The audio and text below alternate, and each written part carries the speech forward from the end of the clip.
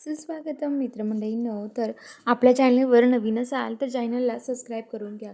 तर आजच्या भागामध्ये इकडे आता सावीला जी आर्या असते ती बाहुल्यासोबत खेळवायला लावत असते आणि त्या दोघी तिथे खेळत असतात.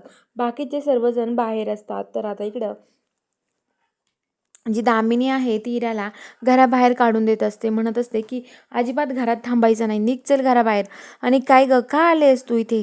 तुझ्यामुळे एवढं सगळं घडलंय, तुला मी सोडणार नाही असं म्हणत असते. धीरे तिथे येतो आणि आता लगेच आता तो आई काय झालंय तर म्हणतो की बघ ना रे इराचं किती दिवस चालणार आहे असं, हिला मी आता घरात नाही ठेवू शकत, हिला लवकरात लवकर मला घराबाहेर काढून द्यायचं आहे असं म्हणतात. तर ते म्हणतात की हो तू काढून दे रे, पण आहे ना दामिनीला म्हणतो की आई हे सगळं आहे ना, मला ना तू टेन्शन देऊ नको, काय चाललंय ना तुमचं दोघींचं मलाच कळत नाहीये असं म्हणत असतात. तर आता लगेच जो धैर्य आहे तो म्हणत असतो की आई हे बघ, आपण आता काय झालंय ना, काय चाललंय आपल्यासोबत हे बघितलं पाहिजे, तिच्याकडे कशाला लक्ष देते तू?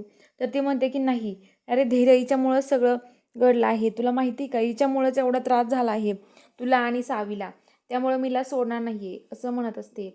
तर आता लगेच धैर्य म्हणतो आई सगळं खरं आहे ग, पण आता तिला पण त्रास होतोय, जाऊ दे ना. तर आता लगेच ते म्हणते की हे बघ धीरा, जोपर्यंत धैर्य तुला माफ करत नाही ना तोपर्यंत मी काहीच करणार नाही, तुला ह्या घरात ठेवणार पण नाहीये असं म्हणत असतो. धैर्य आता काहीच बोलत नाही. दामिनी इराचा हात पकडते आणि तिला ओढत ओढत घेऊन येत असते आणि तिला घराबाहेर लुटून देणार तेवढ्या तिथे सावी येते आणि ती मोठ्याने ओरडते, थांबा, काय करताय तुम्ही हे? आणि तिला असं का लोटत आहे, तिला असं का वाढत आहे तुम्ही, काय चाललंय हे सगळं असं म्हणत असते. आणि म्हणत असते की तिचा हात सोडा तुम्ही, तिला दुखत असेल ना, तिच्या हाताला लागलेलं आहे ना, मग तिला का त्रास देताय तुम्ही असं ती बोलते. तर आता लगेच दामिनी म्हणते की तुला नाही माहिती सावी हिने काय केलंय तुमच्यासोबत. तर धैर्य लगेच सावी दामिनीला खुणवतो शांत बस म्हणून. दामिनी शांत बसते आणि आता लगेच ती म्हणते की अगं नाही सावी, तुला नाही माहिती कशी आहे ते. तर ती म्हणते की नाही धैर्य, तुम्ही सांगा ना, ओ फ्रेंड, माझी फ्रेंड आहे ना तुम्ही, तुम्ही सांगा ना तिला थांबवायला. तर आता लगेच धैर्य म्हणतो की हे बघ आई, जाऊ दे तिला, राहू दे इथे, तिची आपण बघूयात. सगळ्यांचा तिच्यावर विश्वास बसला पाहिजे, ही तिची एक परीक्षा आहे की तिने सगळ्यांचा विश्वास स्वतःवर बसून घेतला पाहिजे आणि सगळ्यांसमोर तिने प्रूफ करून दाखवलं पाहिजे की ती खरंच दोषी नाही आहे, ती खरंच बदलली आहे, ती खूप चांगली आहे असं. तर ते म्हणतात ठीक आहे मग, आज दामिनी म्हणते की आज सोडते इरा तुला, धैर्य म्हणतोय म्हणून असं म्हणतात आणि ते सगळे येऊन जातात. धैर्य म्हणतो चल सावी, तुला आरामाची गरज आहे. तर इकडे आता जी दीपा असते ती दहावीच्या बाबाच्या रूममध्ये येऊन तिथे ती डायरी शोधत असते. ती म्हणते की लवकर डायरी सापडावा, म्हणजे मला पण कळेल नेमकं त्या दिवशी काय घडलं होतं. तेवढ्या ती आता सावीची आई येते, म्हणते काय सापडते दीपा तू?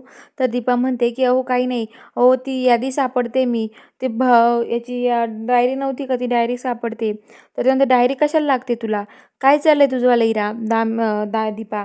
तर आता दीपा म्हणते की अहो कशाला म्हणजे काय, अहो तुम्हाला माहीत नाही का, अहो मी धैर्यांना देते आणि सावीची याददाश्त येण्यासाठी सगळं काही प्रयत्न करते, यासाठी लागते. तर ते म्हणते की असं आहे का? तर मग लगेच ती डायरी काढते आणि सावी दीपाच्या हातात देते. दीपा तर खूप खुश होते. तर इकडे आता सावीसाठी इरा दूध बनवत असते आणि त्या दुधामध्ये ती विष घालवते आणि म्हणते की आता हे सावीलाच देते आणि सावीच्या रूममध्ये घेऊन येते. सावी तिथे बसलेली असते आणि आता धैर्य म्हणतो काय आहे इरा? इरा म्हणते सावीसाठी दूध आणलं होतं आणि ती आता सावीला द्यायला लागते. धैर्य म्हणतो थांबा, असं देऊ नाही शकत तुम्ही असं म्हणतो. तर चला बघूया आता पुढील भागामध्ये काय इंटरेस्टिंग ट्विस्ट असणार आहे. बघायला चॅनलला सबस्क्राईब करून घ्या.